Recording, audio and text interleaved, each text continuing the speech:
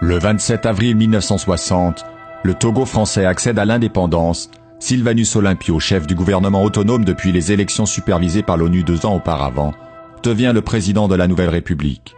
À la tête du comité de l'unité togolaise, il avait mené le combat pour la réunification et l'émancipation de l'ancienne colonie allemande sous tutelle partagée des Français et des Britanniques depuis la Première Guerre mondiale.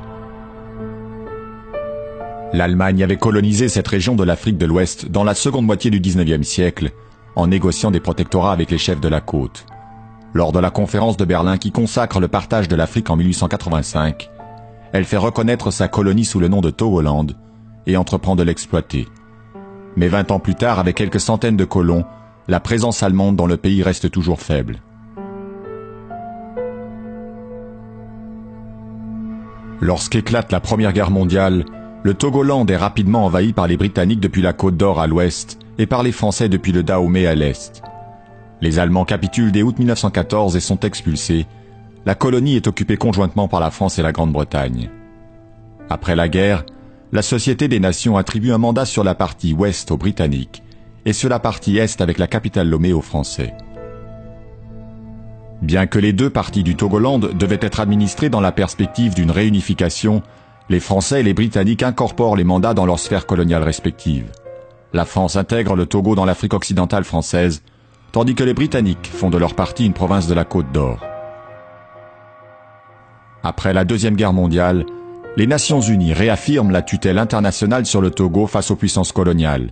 Le Togo français est détaché de l'AOF et obtient sa propre représentation au Parlement français, sous la pression du groupe ethnique des Ewe et du comité de l'unité togolaise. Alors que l'aspiration à l'indépendance des colonies se fait pressante, la question de la réunification des parties britanniques et françaises domine le débat politique au Togo. Mais en 1956, le Togo britannique opte lors d'un référendum pour son intégration au Ghana, l'ancienne Côte d'Or sur le point d'obtenir son indépendance.